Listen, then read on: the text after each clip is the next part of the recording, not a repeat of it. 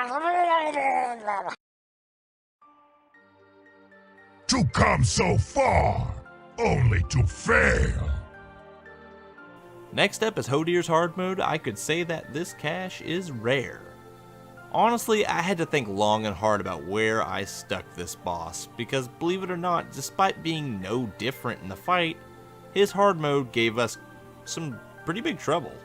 Similar to XT's hard mode, this boss is gated by a huge DPS check, the difference being you can't really cheese the gate barring this one. You have to beat this DPS check to win this, and that usually means cutting down a healer. Problem is, XT hard mode is way easier to do that for than Hodir is. Hodir's frozen blows are a pain to heal with one less healer, and that means way more problems for your healers. Another huge importance to this hard mode is knowledge. Knowing to only bust out the mage at the beginning, knowing where to position yourself, knowing how to utilize all the buffs that the allies give you are extremely important to maximizing your DPS to beat him before he destroys the chest. Because that's what exactly Hodir's hard mode is. It's a time limit. But man, is it a pain in the butt early on. And that's why it gets the spot.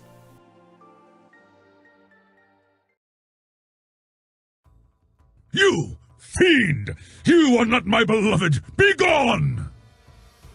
Number 9 is here, and it is Thorim's hard mode, Lose Your Illusion. Again, much like the previous two bosses, Thorim's hard mode is gated behind DPS checking, except this time maximizing your raid core can help to meet these checks so that your tunnel team moves quickly to aggro the boss before the hard mode is missed. This of course usually means more stress on the arena team, where the stress is already pretty high in demand. But even if you do manage to activate the hard mode, Thorim has some new tricks up his sleeve, or should I say her sleeve. That's right, Sif joins the fray to help Thorim against his mountain-based friends. Raining blizzards and frost novas can be a real pain on top of the stuns, which can end up locking you in front of some nasty shotgun lightning if your dispels and heals aren't on point. Overall, the stakes are just higher, and it makes this fight a whole different ballgame, especially on 25-man, where a lot of the difficulty came from in this encounter.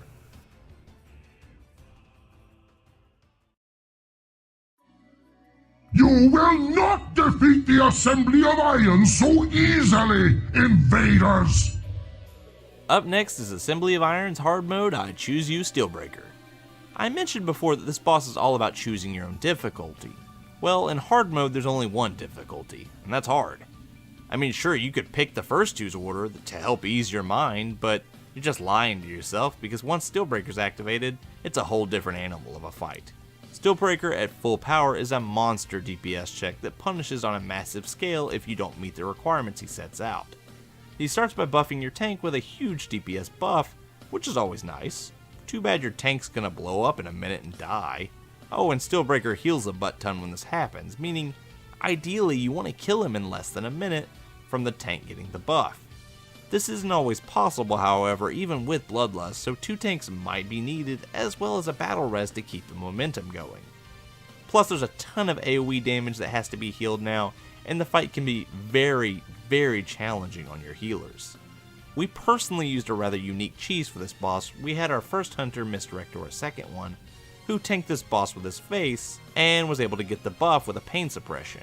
We then bopped him and then the tank got the buff, allowing us to have 2 buffs out at once, one on our highest DPS. This was stressful to do and a little bit risky, but it helped to pull off without any bombs going off. And it was super worth it, so heck yeah.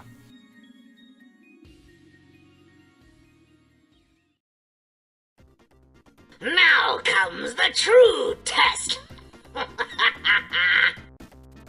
Coming in at number 7 is Mimiron. Yep, that's right, there's still a few non-hard mode bosses left, and Mimiron was never a boss to be underestimated. I've always labeled this boss the homework boss because he's very much like school. You have 3 phases of learning, and then a final test phase that jams all his mechanics together. Yep, that's right, 4 phases of which a ton of one-shot mechanics are utilized to make your raid truly understand the words pain and suffering. Healing in this boss is insane to the level of every heal counts. And the most important part of this boss fight? Positioning. Not so much the boss itself, but your raid. All of his one-shot mechanics are very telegraphed, and if you're out of position by even a footstep, it can spell a quick end for you and your raid core. Naturally, his last phase not only has almost all his big abilities, but you also have to burst down 3 pieces of his mecha at close to the same time, or they will repair each other, similar to the elemental adds in Freya. God, this encounter couldn't get worse, right? Could it? The fiend of 1,000 faces. Cower before my true form! Bow down before the god of death! At number 6 is the god of death himself, Yogg-Saron. This guy is a legend to Wrath Raiders. How to properly make a boss that doesn't need all that damage in the world to totally wipe your raid in seconds. At first glance, Yogg seems simple enough to understand, and with the assistance of 4 keepers with some pretty sexy buffs, there's no way you could lose, right? Right? Trouble with this boss is that, much like Mimiron, simple mistakes can utterly trash your whole raid core, if not handled quickly and recovered from. Adds in Phase 1 can overwhelm you if spawned incorrectly or not killed quick enough. Tentacles in Phase 2 can be a mega pain if not burned quickly, and Phase 3 is just really rough for an end phase that really tests your ability to endure tons and tons of adds and Yogg's painful black lightning. You see, the whole mechanic behind Yoggi is the sanity buff you get at the beginning of the fight. A large portion of Yogg's abilities drain this sanity buff, and once your sanity's gone, you become a permanent pawn of Yogg himself, and it's almost guaranteed that you're going to wipe. Not only does he drain your sanity normally through exposure to his abilities, but he can also insta-MC you if you fail to escape inside of his brain during the second phase. Mix that up with Black Lightning that just zergs your sanity, and you have a very complicated mess of a boss that punishes you in the most subtle but dangerous ways. Elders, grant me your strength! Top 5 is here, and at number 5 is Freya's hard mode, Knock Knock Knock on Wood. Did you ever do Drakes up Sartharian? Yeah, this is kinda like that, except the Drakes are trees, and they don't actually join the fight physically, instead providing buffs for Freya to use throughout her fight. Remember how I said Freya was all about micromanagement? Well, it's still like that, but now Freya is constantly doing tons of damage with roots, interrupting spellcasting, and shooting giant sun lasers at you. And her damage is increased drastically. All of that piles together to make one of the most standard frustrating bosses into one hell of a headache. If you remember this boss, you remember just what pain is.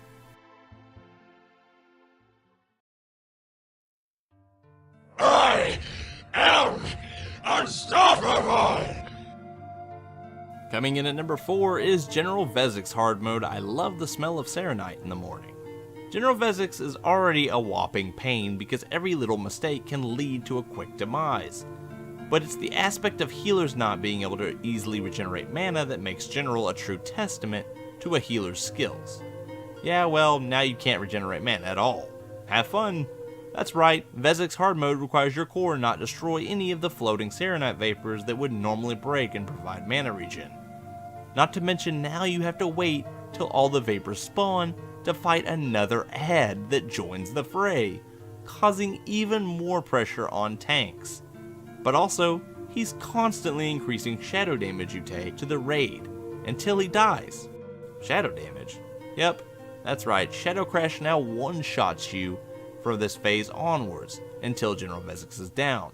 Meaning not only is this hard mode hard, but it's downright brutal to survive and bring home that bacon. Lucky enough it drops some good ass loot, or else it may not have even been worth it. I have felt nothing. A million lives wasted. Raise your eyes to the sky for number 3, it's Algalon. No Ulduar boss list is complete without this Master of Disaster on it. And let me tell you, he belongs near the top on anyone's list, and for good reason. Let's start from the beginning. His core mechanic is to set out 4 stars that spawn, and when destroyed do a boat ton of damage to the raid core, so spreading out their destruction is crucial, as destroying more than one would probably wipe your raid. Oh, but there's a catch.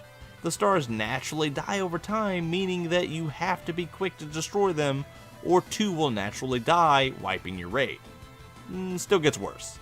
The raid is taking additional damage from fiery meteors, which can kill you in one hit if you hit them directly, as well as popping the stars. This could be a ton of AoE damage that healers have to catch up on.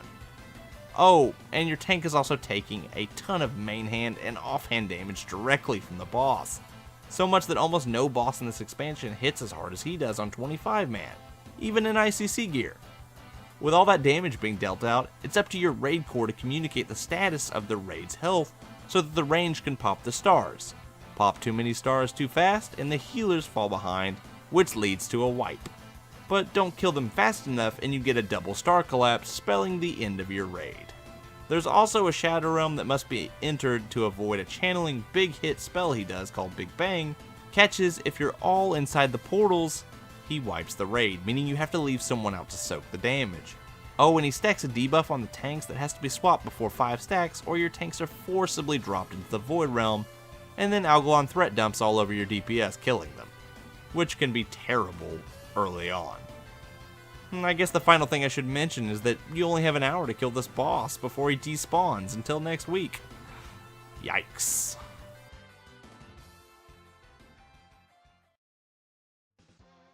Now why would you go and do something like that? Didn't you see the sign that said, "Do not push this button"? Coming in at number 2 is Mimiron's hard mode, Firefighter. This one is a legend among top raiders during Ulduar. Mimiron was already quite known for his extreme challenge. How could they make him any hard? Oh god, there's fire everywhere. I hate you, Blizzard. Firefighter pumps up everything Mimiron does to a maximum level. Enrage timer check, frost bombs check, fire everywhere, Jesus Christ check. Raid cores had to learn to balance an already hectic fight, and all while managing ramping fire, which is, if not placed correctly, a raid wiper as it gets everywhere. It all came down to being able to stand together as a group as the fire spawned based on player location and slowly move it around the raid area. If you did it correctly, you could slowly manage the fire, but even then this fight still was no joke prior to its nerf. And to this date, players still gripe about how this boss really pumped up the heat. I got jokes.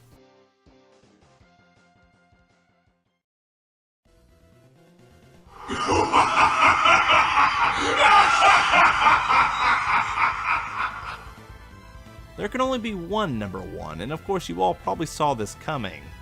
Yogg's hard mode No Lights in the Darkness is indeed the hardest boss in Ulduar. By deactivating the different Ulduar keepers, you incur the true challenge of Yogg-Saron, and it's funny how much of a difference those guys really make. Each keeper, when helping you during the regular encounter, offers a series of buffs and things they do to greatly allow you to resist the twisted machinations of the God of Death. And as you turn them off, the fight steadily increases in challenge. One Light in the Dark is the encounter's meta achievement for the Drake mount, and is the one most people are familiar with, as No Lights was generally considered an elitist only kind of thing. How much difference is One Light versus No Lights? It's massive. So for One Light in the Darkness, most people either keep Thorim or Freya down depending on what your core is struggling with the most. Having insanity issues? Freya is there to help. Last phase a little too tough and those ads are just overwhelming you. Thorim is there to pew-pew them. Oh no. Yep, in No Lights, both of these common but troublesome mechanics are now unavoidable. If you want to beat this beast of a true Final Form boss, you have to completely master every aspect of him, including the parts the keepers masked for you in the regular fight. Only then will you down one of WoW's hardest, most legendary bosses of all time. And let me tell you, that final phase made people sweat bad.